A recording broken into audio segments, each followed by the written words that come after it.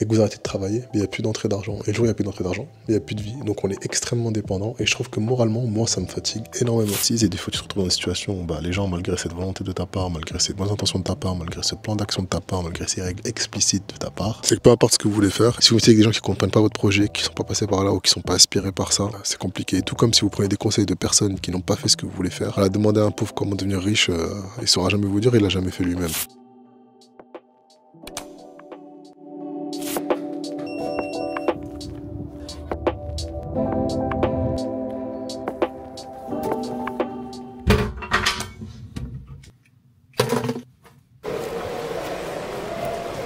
Ça y est, entraînement terminé, ça a fait du bien. Du coup, on est le lendemain, j'étais KO, l'entraînement le mercredi, on a fait que des jambes, ça m'avait tué. Là, aujourd'hui, je me suis dit, c'est quoi, je vais aller nager. Je vais faire que les bras, enfin que les bras. Je vais pas insister sur les jambes parce que je suis cuit. J'ai nagé 2 km, ça m'a fait du bien, j'avais du mal avec le réveil. Comme vous pouvez le voir, le ciel est de nouveau gris. Mais maman, le bonheur d'avoir nagé, malgré que j'étais fatigué, de bon matin, à jeun, ça m'a fait du bien. Et puis mentalement, qu'est-ce que ça fait du bien de commencer la journée. Et je voulais pas m'écouter, enfin, je voulais pas aller nager, il y avait du monde de fou dans le bassin. Au final, je suis parti nager, j'ai pris mon temps, j'ai pris ma douche. Franchement, un feeling. Bon, aujourd'hui, c'est le grand jour. Je suis censé revoir les anciens élèves. C'est une classe que j'avais eue de ça il y a 3 ans, je crois. 2 ans. Du coup, je suis un peu en retard. Bon, comme vous le voyez, un ciel gris, ça change pas comme d'habitude. Vous le voyez juste là. Mais bon, ça il faut s'y faire, ça sert à rien de se plaindre si je suis pas capable de changer les choses, donc on accepte. Mais en vrai, je suis hype de revoir mes élèves. Je les avais revus parce qu'il y en a qui font leurs études supérieures pas très loin. Et il y avait une journée qui était organisée pour tous les étudiants du supérieur de l'agglomération. Du coup, on avait déjà revu quelques-uns. Et puis là, je les revois, mais on se revoit tous, enfin tous ceux qui pouvaient, tous ceux qui étaient à côté. Donc c'est super cool, c'est une classe que j'avais beaucoup aimé, cosmopolite, il y avait toutes les origines, toutes les cultures, toutes les religions. Ils s'entendaient bien, ils étaient respectueux. On bossait bien, on bossait d'abord, parce que je bosse toujours d'abord. Et ensuite on rigolait un peu, donc franchement c'était top. Puis de les voir grandir comme ça fait toujours quelque chose. Du coup, j'y vais là, let's go, et puis on verra sur place si je filme ou pas, et qu'est-ce que j'en fais.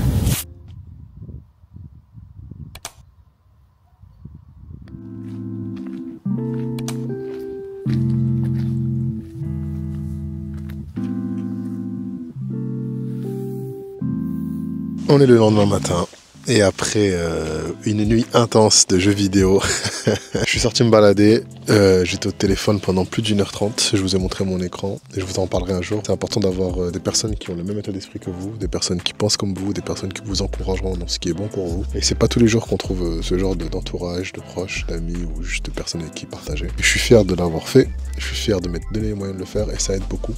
Et là, mon call était super stimulant, vraiment super stimulant. Du coup, voilà, c'était un petit call d'1h30, 1h15 sur mes objectifs, des choses que j'ai envie de faire. Et non, je suis pas coaché individuellement. On est juste là, plusieurs personnes, à faire la même chose, à parler entre nous. Et j'en parlerai peut-être un jour si ça intéresse et si ça évolue positivement. Et du coup, ouais, qu'est-ce que ça m'a fait du bien. Hier, je vous ai pas filmé justement ma petite, comment on appelle ça, pas une réunion, mais le fait d'avoir vu mes élèves depuis 2-3 ans. Et ça, j'en parlerai juste après, un peu plus tard en rentrant. Et ce que je veux dire avant de vous retrouver dans l'appartement, c'est que peu importe ce que vous voulez faire, il faut vous entourer de gens qui vous tireront dans la bonne direction, que ce soit du sport, que ce soit arrêter de fumer, que ce soit créer une entreprise. Si vous êtes avec des gens qui ne comprennent pas votre projet, qui ne sont pas passés par là ou qui ne sont pas aspirés par ça, c'est compliqué. Tout comme si vous prenez des conseils de personnes qui n'ont pas fait ce que vous voulez faire. Voilà, demandez à un pauvre comment devenir riche, il ne saura jamais vous dire, il l'a jamais fait lui-même. Donc au bout d'un moment, il faut savoir prendre des bons conseils et des bonnes personnes. Et ça, c'est pas toujours facile. Donc peu importe ton objectif, peu importe ce que tu veux faire dans la vie, que ce soit des relations même amicales, amoureuses, on va pas demander conseil à quelqu'un qui a divorcé 3 fois, on va pas demander conseil à quelqu'un qui se met tous ses potes à dos, c'est que peut-être pas les meilleures personnes auxquelles se référer. Donc ça vraiment j'insiste, l'entourage, les fréquentations, c'est trop important. Et ce qui est encore plus difficile, c'est par exemple moi qui ai vécu à l'étranger, qui ai vécu dans des pays anglophones, au Moyen-Orient, au Maghreb, ou dans des très grandes villes, t'as des gens beaucoup plus ouverts d'esprit, des gens qui sont un peu en avance sur ce qui se fait. Et du coup quand tu reviens dans une petite ville comme la mienne, vous voyez bien que c'est la campagne. Les mentalités sont un peu arriérées, sont pas forcément très ouvertes d'esprit, mais c'est pas toujours le cas, attention, hein, mais c'est quand même une tendance. Ça peut être frustrant, ça peut être freinant pour vos projets, pour vos envies. Vos proches ne peuvent ne pas comprendre vos envies, vos ambitions. Et donc ça, moi, c'est une difficulté que j'ai rencontrée par exemple dans ma vie. Désolé, je marche en même temps, j'espère que c'est pas désagréable. C'est une difficulté que j'ai rencontrée dans ma propre vie, moi aussi. Et j'essaie de m'en détacher en me donnant les moyens. Et justement, ce call-là d'1 heure et quelques avec des gens comme moi, ou en tout cas du même état d'esprit, ça fait du bien mentalement et ça aide à passer autre, quoi. Donc si jamais tu es dans cette situation, essaie de trouver des gens qui ont le même état d'esprit, essaie de te mettre dans un environnement positif pour toi. Et c'est comme le sport, quoi. Si tu veux t'entraîner, tu veux te remettre en forme, que t'inscrire dans un club, que ce soit de la boxe, de la natation, du foot, peu importe ton sport, ça sera toujours plus facile de progresser et d'avoir envie quand tu seras dans un club parce que tu seras avec des gens qui se sont inscrits aussi pour les mêmes envies que les tiennes. Que ce soit le kiff du sport en lui-même, que ce soit l'envie de se dépasser physiquement, que ce soit l'envie de se remettre en forme. Donc forcément que d'aller là-bas et de te rencontrer avec ces gens-là, te réunir avec ces gens-là, ça va te pousser dans cette direction-là. Par contre, tu veux reprendre le sport et t'appelles ton pote qui veut jamais courir pour aller courir, t'as plus de chances qu'il te démotive qu'autre chose. Donc ça paraît évident, mais je pense que de le redire comme ça remet les choses en place, quoi. Donc forcément, se mettre dans le bon environnement nous aidera, t'aidera, m'aidera à atteindre nos objectifs, quoi. Et concernant justement mes élèves et le fait de les avoir revus, il y a une particularité du monde du travail quand tu es prof, et même de la société en général, c'est ta capacité à entendre et accepter les critiques des autres, qui sont des fois, très souvent, incorrectes, fondées sur rien du tout. Et ça, c'est quelque chose qui, je me suis rendu compte, est très difficile. Donc, quand t'es prof, t'entends beaucoup de choses, notamment des élèves, aussi des collègues, hein, mais beaucoup des élèves aussi. Et c'est souvent, enfin souvent, pas vraiment souvent, mais t'entends des choses négatives, des fois très difficiles. Et t'oublies que tu représentes que l'institution, t'oublies aussi que les élèves sont pas forcément tous matures, c'est encore des jeunes, pas des adultes, et que bon voilà, on a tous été élèves, et des fois tu dis des choses qui ne sont même pas vraies. Ça, c'est une difficulté que moi j'ai, et je vous avoue, c'est très difficile de pas prendre les choses à cœur et de faire abstraction des choses, mais soit professionnellement ou dans plein de domaines de ma vie. Je sais qui je suis, je sais prendre distance avec beaucoup de choses, mais pour autant, il y a des remarques qui sont très compliquées à accepter et à entendre tout court en fait. Et sans parler du métier de prof, ce qui est compliqué, moi je le constate, c'est aussi quand tu as des règles, des choses qui sont établies à l'avance, que les gens ne les respectent pas, que ça se met dans des positions où tu te retrouves à faire des choses que tu n'aimes pas. Et j'en parle souvent dans mon métier de prof, hein, c'est quand tu mets des règles de fonctionnement et que certains ne respectent pas ça, que toi derrière tu es obligé de faire la police, faire des choses que tu avais prévenu et que tu avais prévu de faire, si jamais c'était pas respecté, c'est chiant et c'est fatigant et en plus tu te retrouves critiqué pour ça. Et cette frustration est chiante parce que tu mets un mode de fonctionnement pour toi-même dans ta façon de vouloir évoluer dans la vie, ta façon de vouloir traverser la vie avec des règles qui te sont précises et des fois tu te retrouves dans des situations où les gens, malgré cette volonté de ta part, malgré ces bonnes intentions de ta part, malgré ce plan d'action de ta part, malgré ces règles explicites de ta part, ça fonctionne pas, les gens vont rendre compte de ça, tu te retrouves dans tes positions où vraiment tu as tout fait pour pas t'y retrouver en fait. Tu mets un cadre justement, tu mets un cadre sur ta personne, sur ta personnalité, ton fonctionnement, pour éviter ces situations désagréables et tu te retrouves malgré toi dans ces situations. Et ça c'est vraiment relou et ça m'agace parce qu'en fait moi je considère qu'avec le temps, plus tu avances, plus tu capitalises, plus tu utilises ce que tu as construit comme base pour évoluer. Il ne s'agit pas de déconstruire la base et de recommencer à chaque fois. Donc je mets des bases, j'évolue en tant qu'homme, en tant que personne dans ma vie, dans ma société, dans mes relations, avec des règles, avec des bases sur ma personne. Et plus tu avances et plus tu te rends compte qu'on ne capitalise pas sur ça, qu'il y a des gens qui ne les comprennent pas, que la société ne les comprend pas, que ton employeur, que la collectivité ne te le rend pas, c'est très très frustrant. Donc admettons que tu t'attelles à être ponctuel, que tu t'attelles à être discipliné, rigoureux dans, l'envoi de tes documents à la mairie, mais que cette dernière ne répond pas en temps et en heure, que cette dernière fait des fautes. Pareil ensuite avec la ponctualité pour ton rendez-vous, chez l'ostéopathe. C'est des petits détails, assez bidons, mais c'est des choses qui cumulées font que ça devient vite relou. Pareil dans le travail, pareil dans tes relations amicales. Et en fait, j'arrive à un point où je crois qu'en tout cas actuellement, je suis essoufflé de tout ça et ça me saoule vraiment beaucoup. Et vous me direz quel est le rapport avec le métier de prof, mais je pense que c'est pas que le métier de prof et le fait d'avoir mes élèves, c'est dans le travail en général, en tout cas pour moi, et dans mon taf actuel et même dans les tafs que j'ai pu avoir avant. C'est que moi j'avance, j'ai une vitesse de croisière qui est propre à la mienne et qui n'est pas compatible ou qui n'est pas similaire à celle de mon employeur, celle de la société, celle de l'institution, mais sans parler de l'État, ça peut pas être entreprise privée, ça peut être n'importe quoi d'autre, d'accord? L'exemple c'est juste que vous avez une vitesse de croisière, en tant que personne, en tant qu'homme, vous évoluez, et tu te retrouves dans un moment de ta vie où les conditions dans lesquelles tu travailles font que tu peux pas avancer comme tu veux, tu peux pas avancer à la vitesse que tu veux, ou pire que ça, tu vas juste pas dans la même direction, pas dans le même sens. Et ça, est-ce que tu peux blâmer ton employeur pour ça? Est-ce que tu peux blâmer la société pour ça?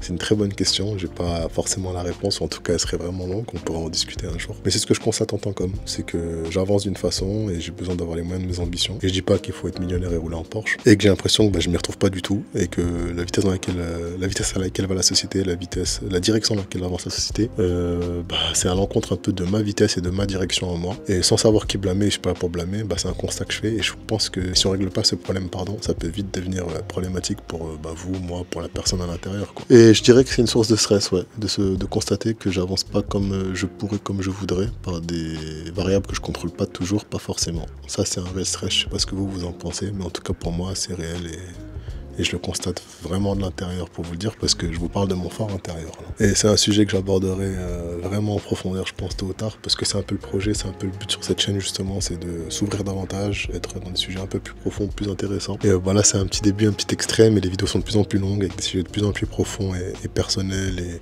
sur lesquels on peut discuter. Donc dites-moi si ça vous plaît, sans aucune conclusion préparée. Je dirais qu'il est important de pouvoir être dans un environnement qui te permet de t'épanouir toi en tant que personne, en tout cas dans un environnement qui vous permet d'être stimulé accumulé, dans lequel vous êtes arrosé, qui fait grandir un peu la plante que vous êtes, entre guillemets. Je vous dis ça parce que j'ai 15 000 plantes dans mon appart.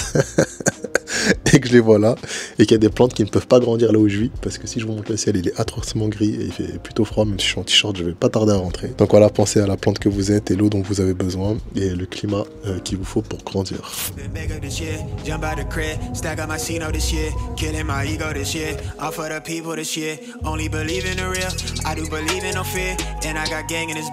I never switch on the tribe, I keep it all the way real.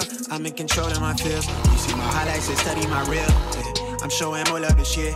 Running more place, finna scale up my business this year. The world in my palm, I'm a star, I deliver my case. Du coup, j'étais en train de mettre une story Insta justement. Je sais pas si c'est le texte qui s'affiche, mais du coup j'étais en révision de secourisme parce que je suis nageur sauveteur. Et en fait il y avait le mannequin au sol, on a un mannequin sur lequel on s'entraîne. Les pratiques, que ce soit arrêt cardiaque, obstruction des voies, AVC, etc. En voyant le mannequin par terre au sol, je me suis dit mais en fait c'est comme ça que ça va se finir pour tout le monde. Il arrivera un jour où ce sera le dernier jour. Il arrivera un jour où on sera allongé comme ça. Comme le mannequin, seul, sans richesse, sans maison, peu importe ta voiture, peu importe ton famille, peu importe tes origines. Et bien qu'il faut être conscient de la mort, on tend à l'oublier. Et ce rappel m'a permis de me dire, j'avais envie de le partager et d'expliquer que justement, rien n'est acquis, on n'emmène rien avec soi. Et pourquoi j'ai partagé ça, c'était pas pour être déprimant, c'est pas pour l'être tout de suite. Au contraire, c'est plus comme un outil qui nous permet de nous dire qu'il faut reconsidérer la vie, qu'il faut reconsidérer sa perception de la vie et la restructurer. Quand tu gardes en tête qu'on va arriver un jour où tout ce pourquoi tu cours pendant toute ta vie ne servira à rien et ce sera la fin où tu n'emmèneras rien avec toi, ça permet de restructurer sa vie et reconsidérer sa vie dans la mesure où on tend à l'oublier et on tend à courir après des choses qu'on pense avoir avec nous éternellement. Et là, je fais même pas de parallèle religieux, c'est vraiment juste ce que j'ai pensé sur l'instant T avec le mannequin. Et c'est bien que je pense ça parce que ça me permet de relativiser moi qui me prends beaucoup à tête pour le travail sur justement ce genre de choses. Du coup, j'ai voulu partager ça et je pense que c'est des choses que je vais partager davantage. Je vais pas me contenter à du contenu de cours ou juste vous montrer quand ça va. Non pas que ça va pas là, mais je pense que c'est important de partager ce genre de pensée,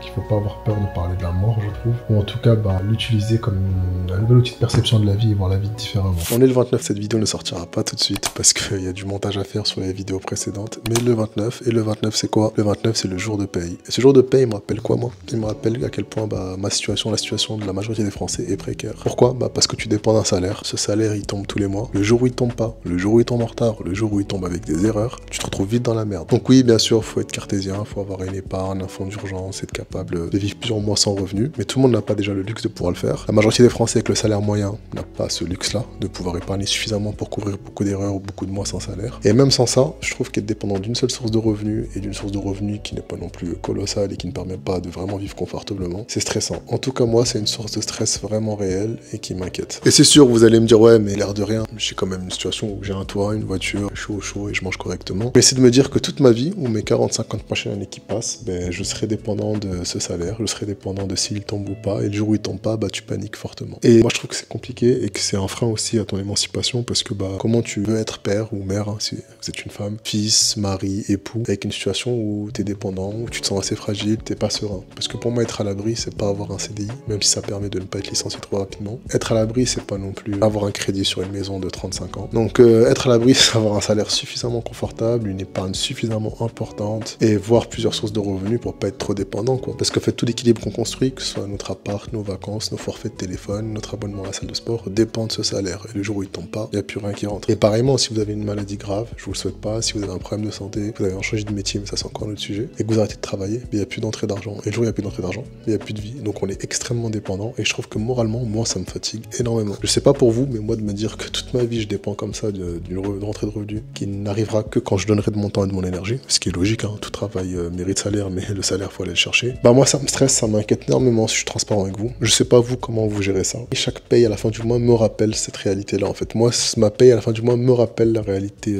difficile et fragile de ce salaire qui tombe tous les mois. Et je pense que la plénitude, après on va pas rentrer sur les questions de plénitude parce que c'est philosophique, ça peut être religieux, mais le côté esprit tranquille, la pérennité, c'est la prospérité, c'est pas ça pour moi et je vous avoue que ça me travaille beaucoup. Et moi je vois énormément de gens et je suis toujours stupéfait quand je vois ça, qui se contentent parfaitement de leur train-train, qui attendent la paye de la fin du mois comme ils attendent le vendredi soir pour être en week-end. Et ils sont heureux, ils ont leur équilibre, ils s'y retrouvent, ils ne se soucient pas plus de ça que du futur, que du lendemain. Et c'est vrai, hein, comme j'ai partagé tout à l'heure, on ne sait pas de quoi il fait demain, on finira comme le mannequin que j'ai vu, qu'on a utilisé pendant la révision du stage de secourisme, de la journée de secourisme. Mais en même temps, moi je peux pas juste arriver à vivre au jour le jour, ou en tout cas ma paye me rappelle que y a une réalité derrière ce salariat. Et même si j'avais une épargne très importante qui me permet de voir venir, ce souci de se dire qu'il faut que je remplisse constamment un puits tous les jours, enfin tous les mois pour le coup, qui va se vider et qu'il faut le remplir encore une fois, ça donne presque l'impression de travailler à vide et d'avancer contre le vent, contre le courant quoi. Donc oui, j'ai une vision particulière, c'est la mienne, vous n'êtes pas obligé d'adhérer.